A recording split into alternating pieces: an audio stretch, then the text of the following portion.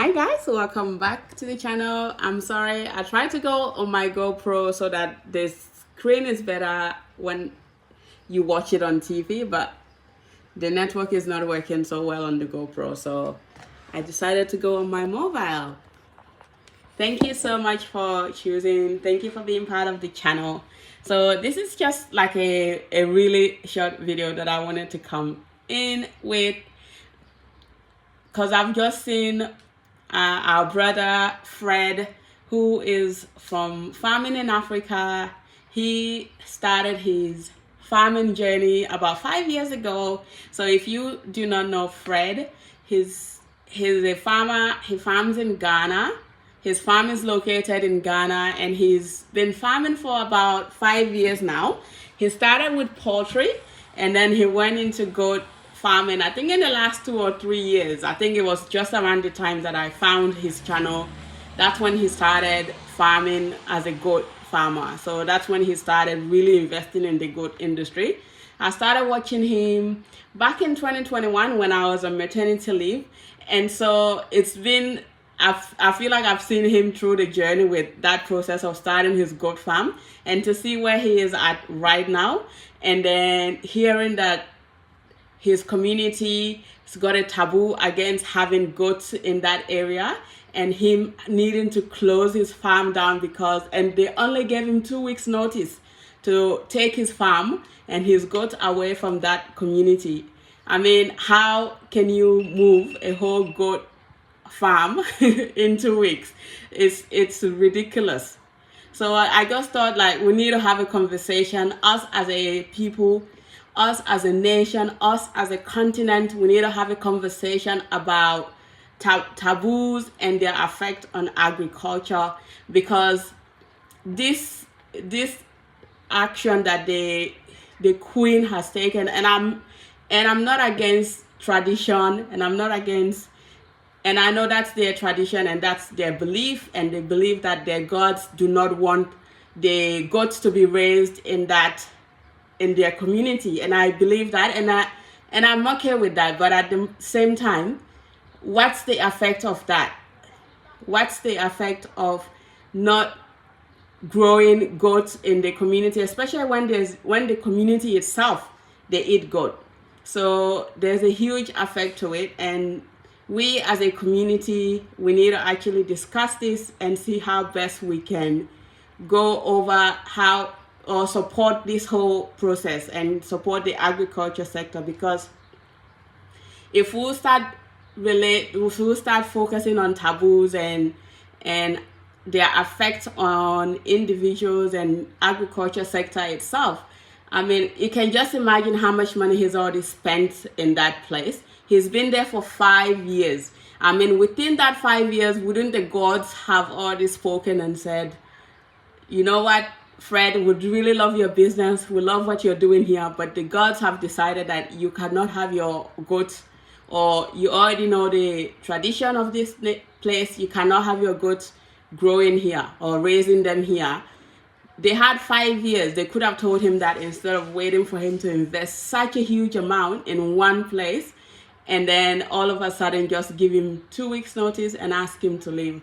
To me, I find that to be, it's heartbreaking. It really shocked me. It really broke my heart. And as someone that is investing from overseas back to the continent, it's scary, because then someone from any community can just come and say, well, our traditions say that you cannot raise goats or cows or this here, because that's our tradition. And obviously you have to respect the tradition of the people that you meet wherever you are.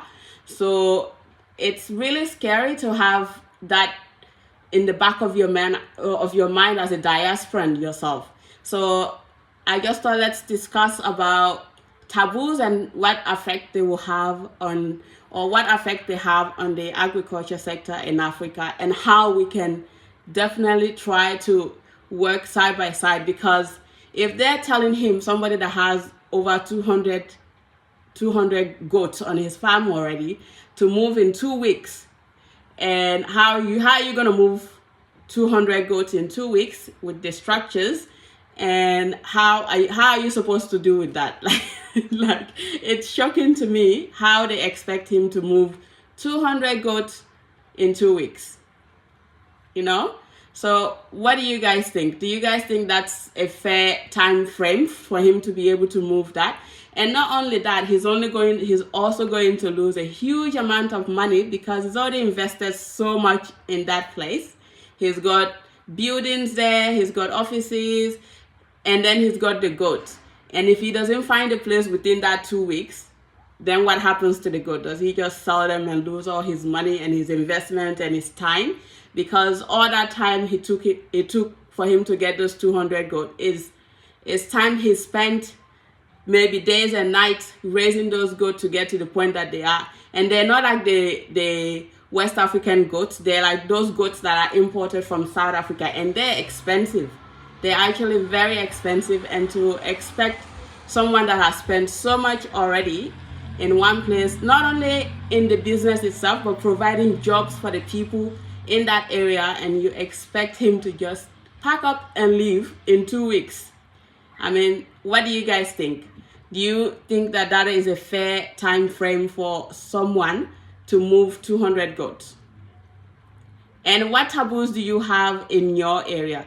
I don't know, in our area where we're farming at the moment, I don't know what taboos they are. I hope there is no taboos that will require me to move our farm from where it is to a different location, because I mean, it will not be possible, because then what happens to my building? Do I break it down? Do I leave the building? So the taboos in Africa are really affecting us in many ways. And I know it's tradition, it's customs, it's our beliefs, and it's our gods. And yeah, fair enough, but they've always had goats in the community. They've always had. So then you start thinking otherwise. Is it just because of the tradition, or is there somebody else behind it? You know, like all those things come to mind. And as a diasporan, and the reason I started following Fred from farm. So if you're new and you've just joined in, we're talking about Fred, who is farming in Africa. His channel is called Farming in Africa. He's been recently asked by his community queen to move his farm of 200 goats to a different location, because their community does not accept goats goats are not accepted in the community. So yeah, I just thought, let's have a discussion about that and how we can best all work together. So if you're watching, please comment, I'm watching, so I know that people are watching me. But thank you anyways. If you're watching later, put it below and let me know what you think about taboos and how they affect the community and the African continent itself. Because let's think about it this way. If he closes his farm of 200 goats, which if you give him two years, that could double. You could double or triple that number to 600 goats. And that already makes him a very, very good way of having enough goat meat in that area, in that community, and he'll be able to serve a lot of people with goats. But if you ask him to shut it down and sell off all his goat, he might not be able to sell all those goats to one person who will be able to double that number or triple that number in a short period of time. And then that means it's going all the way back, and we're starting all over again in the process of trying to get sufficient goats in that area. So it's all those effects that have to be thought about, or people have to think about. And I do hope that the Ghana government absolutely come along and actually help to get him a place where he can be able to go and run his farm, and be able to run his farm and not have to lose his business and his investment.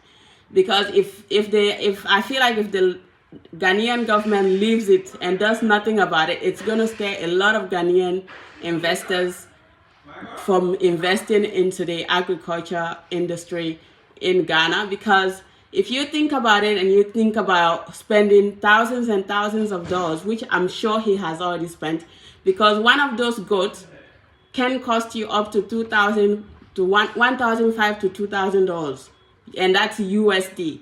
And he has a huge amount of them on his farm. So to say for him to shut his farm down and just, yeah, so it's going to affect a whole lot, not just him, it's going to affect investment possibilities on the ground in Ghana and also other parts of Africa, because people are going to think twice before they invest their money into any African country if this does happen and he has to shut his business down.